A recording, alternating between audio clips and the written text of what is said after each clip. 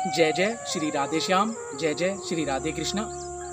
जैसा कि आज बड़े सुंदर मौसम में ठाकुर जी की कृपा से आनंद में आज हम फिर से नया प्रसंग लेकर आए हैं, आपके सामने उपस्थित हुए हैं। और आज के हमारे प्रसंग का नाम है क्या जो भी ठाकुर जी करवाते हैं वह उन्हीं की मर्जी से होता है। यदि हम उसमें कोई भी कार्य करें, कोई भी अपनी इच्छा लगाएं तो वह संभव नहीं है।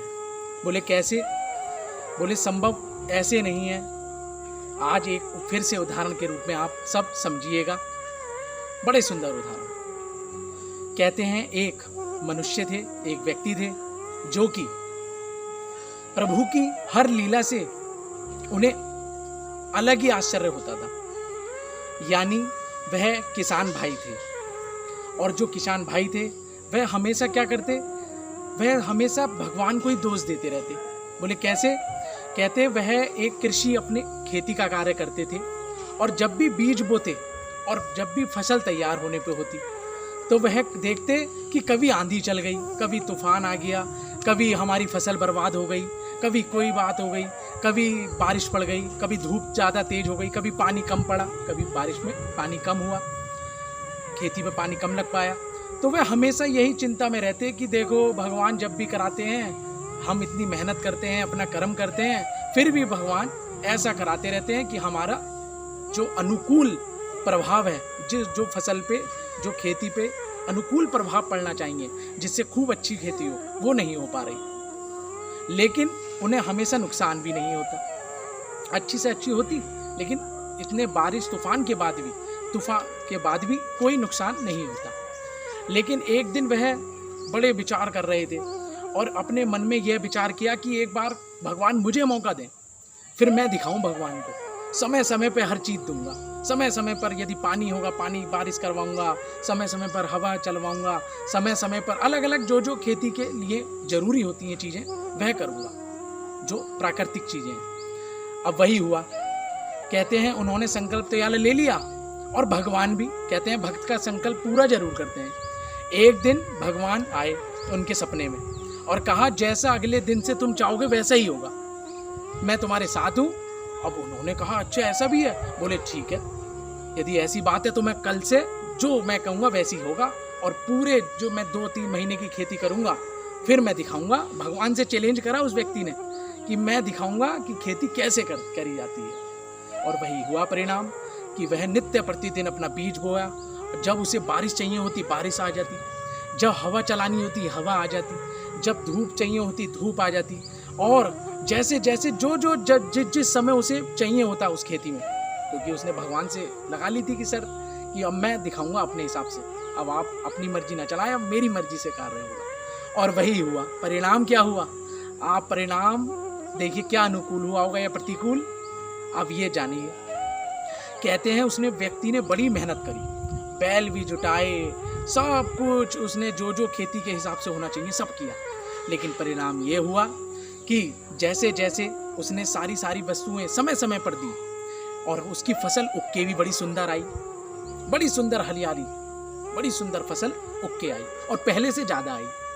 तब वह क्या करता? बोले खुश हो रहा, प्रसन्न हो रहा, देखिए कितनी सुंदर प्रभु, मैंने देखो कितनी सुंदर आपके बगैर कि मैं आप यदि करते तो हर बार कोई ना कोई नुकसान होता, कोई ना कोई फसल खराब निकलती, लेकिन इस बार देखो कोई फसल मेरे कहने पे खराब भी नहीं निकली मेरे करने से, और अत्यधिक दुगनी और हुई, हरी भरी खूब। भगवान भी देख रहे, बोले बड़ा सुंदर भैया, बहुत अच्छी बात। लेकिन परिणाम क्या हुआ? कहते हैं जब कटाई का समय आया, तब जब वह व्यक्ति कटाई के लिए आगे बढ़ा, तब उसमें क्या देखा उसने? कहते हैं उसमें बीज तो अंकुरित हुआ ही नहीं, फसल तो खड़ी हो गई लेकिन अंदर बीज नहीं निकला, और जब बीज नहीं निकला तो उस इतनी फसल का फायदा क्या? लेकिन प्रभु वाली फसल में बीज अवश्य निकलता है। लेकिन परिणाम यही हुए, वह तो खूब रोया, खूब परेशान हुआ, खूब दुखी हुआ। बोले ये क्या हुआ मेरे साथ इतना बड़ा कि इतनी मैंने फसल भी उगाई, मेहनत भी करी और बीज ही नहीं। तो आज समझने वाली बात यह है कि बीज जब अंकुरित होता है, फसल तो हम खड़ी कर लें खूब कभी। अब ये हमारे यदि समझने वाली बात हो कि किसी को धन बिना मेहनत के मिल जाता है, किसी को बड़ी मेहनत करके मिलता है, तो उसमें अंतर क्या?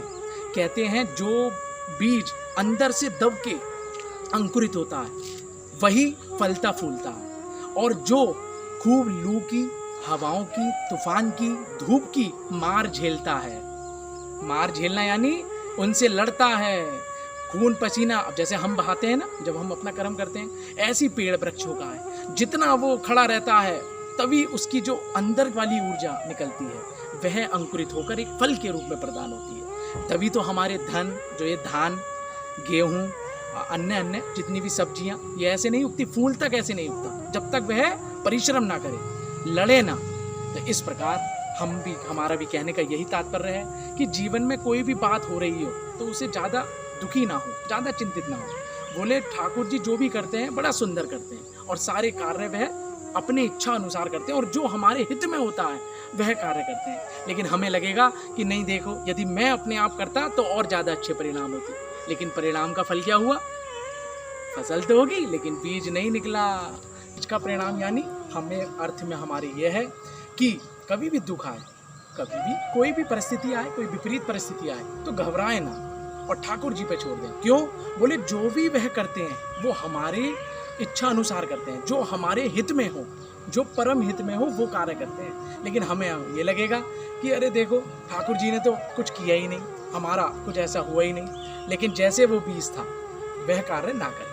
इसलिए आज की वीडियो यदि हमारी पसंद आई हो तो लाइक, शेयर, सब्सक्राइब अवश्य करें, जिससे आने वाले प्रत्येक वीडियो हमारी मिलती रहे आपको निरंतर।